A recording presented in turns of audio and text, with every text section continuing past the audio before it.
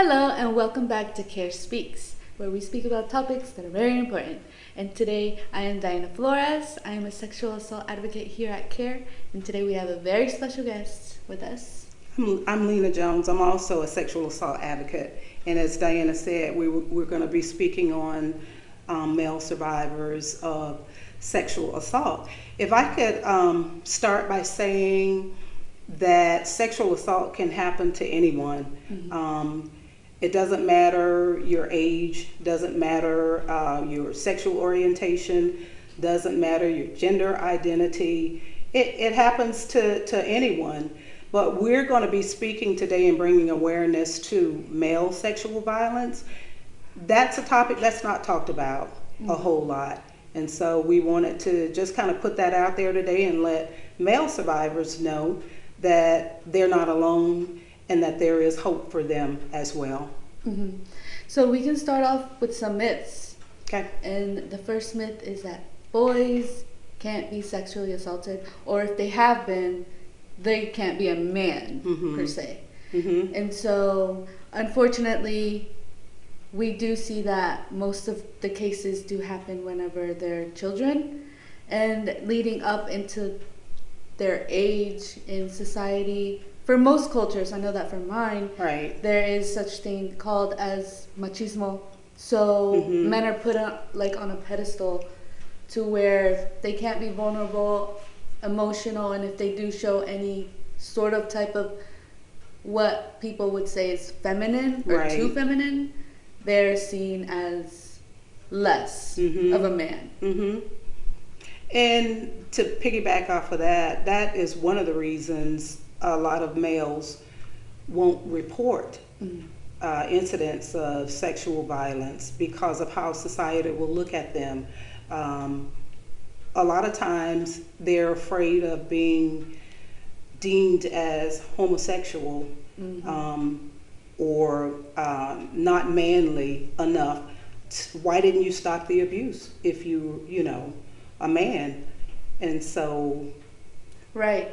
And those are two other myths. Being seen as homosexual because you were sexually assaulted, and whether, if in the act of that sexual assault, the body did respond, which is an erection or completing.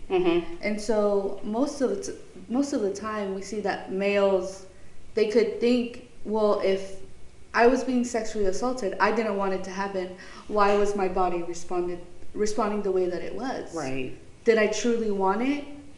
Right. And if it were a male assaultant, they could think, well, does that mean I'm gay? Because my body responded that way. What are people going to think if I do speak up about it? And they realize that my body reacted the way that it did. What are they going to think? Right. And that's a legitimate concern. And many males do deal with that.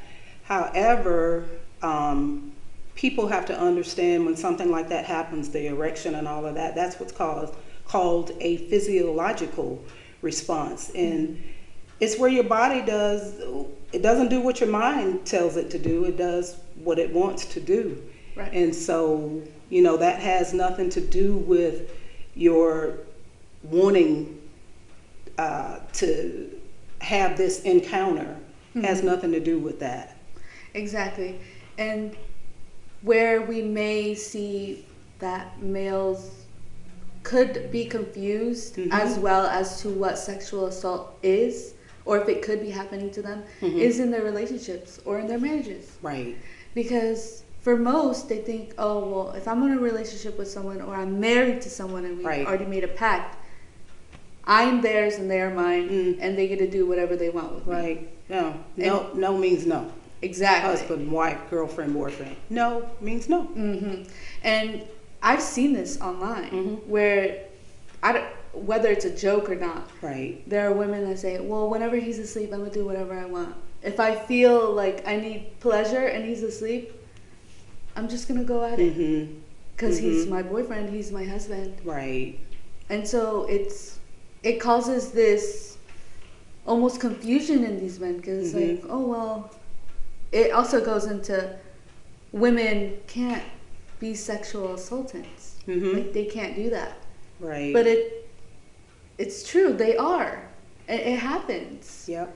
Through coercion or almost trying to place these men being like, no, but you actually want it. Right. Like, leading on to them, being very touchy and feely, and these men, obviously how their bodies respond, they're Mm-hmm. like, and their heads are like, no, but like their body's like, whoa. Mm-hmm. And the woman's like, see? Right. You see, you do want it. Right. And so it's this really big confusion for them. Yeah.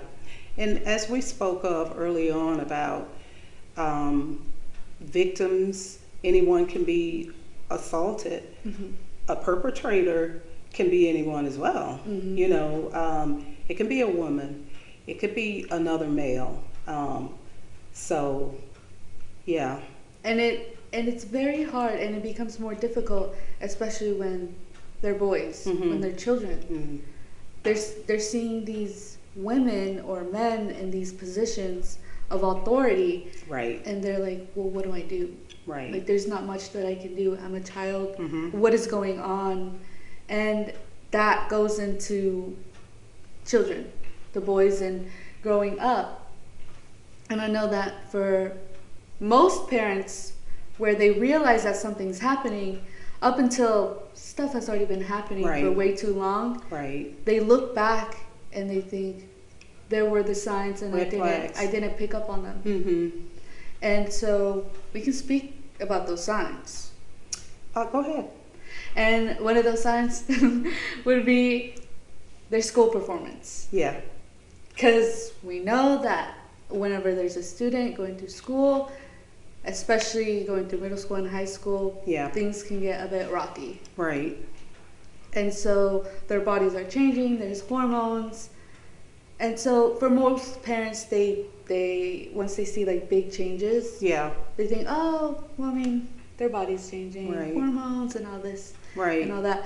Or boys will be boys, right? Right. And so whenever you have a child that is doing really good academically, is very outgoing, and you know your child is the way that he is, Mm-hmm.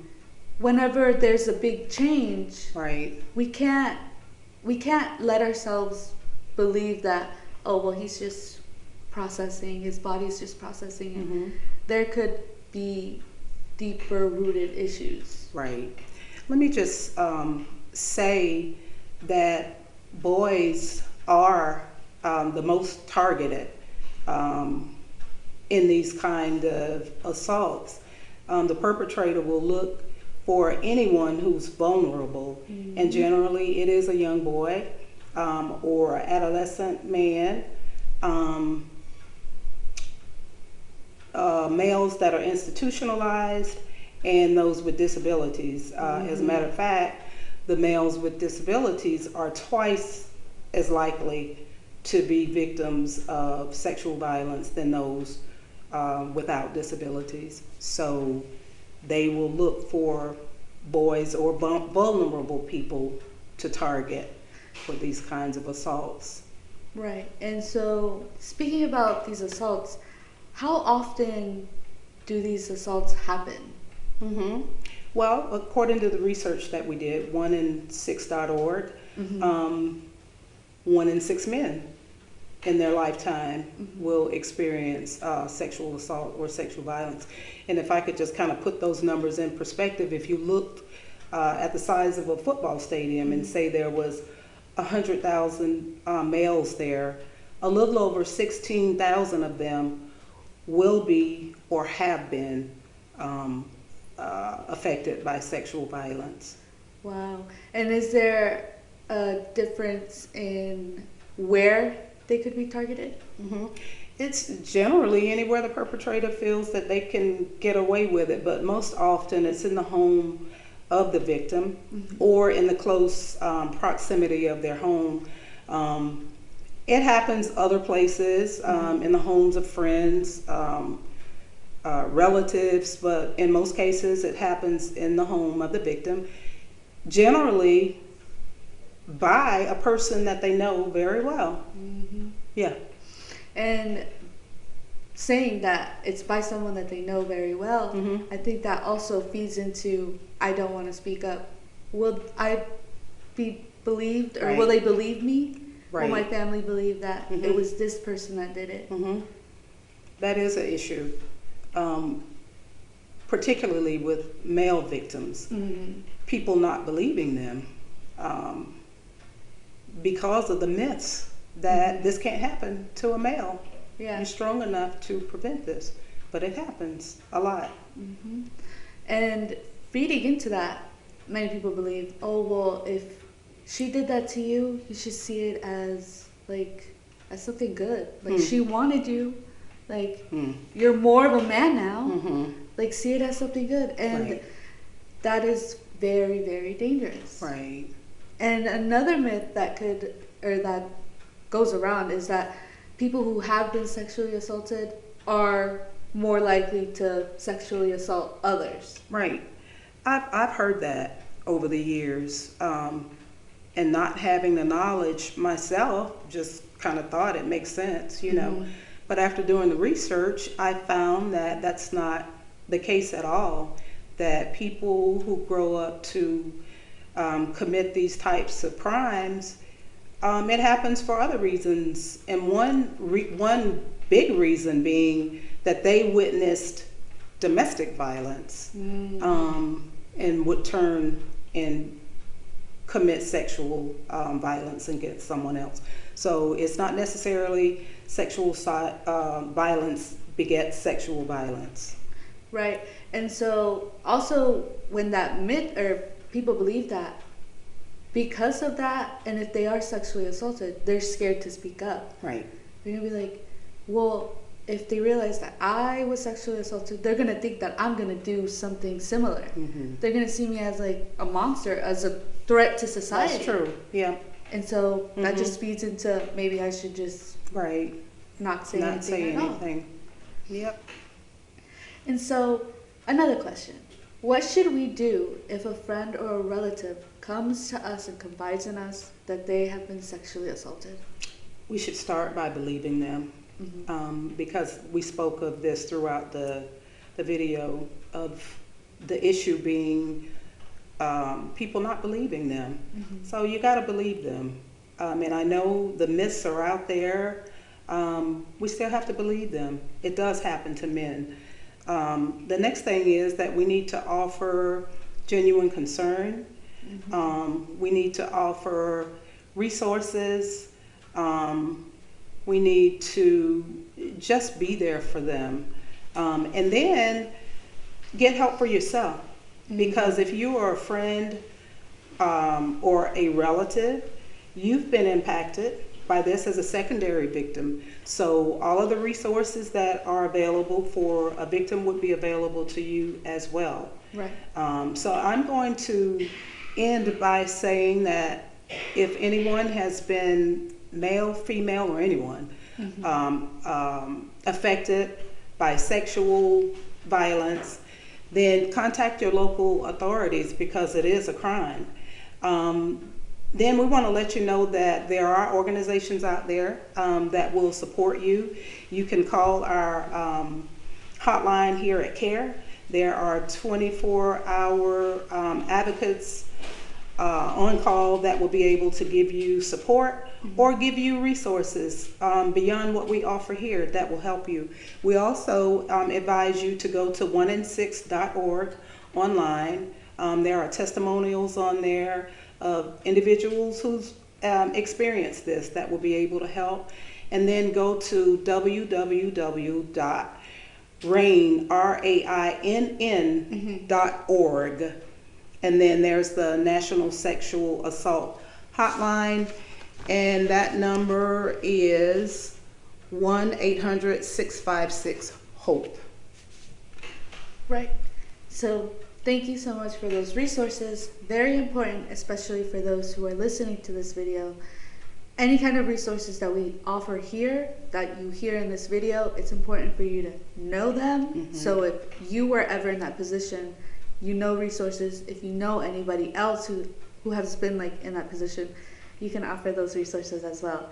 And here at C.A.R.E, we also have as Mrs. Lena said, we have a hotline, and our SV hotline is 941-637-0404. So that was our sexual assault hotline. And for any more resources, you want to look around and see who C.A.R.E is, you can go to carefl.org, and you can follow us on our social media, because we do post things that we have. Any kind of events, you can follow and share any kind of our posts so that your friends and family can see as well.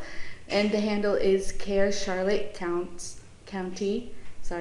And we would also like to thank FCASV for this opportunity, and thank you for tuning in on this conversation, and we will see you next month.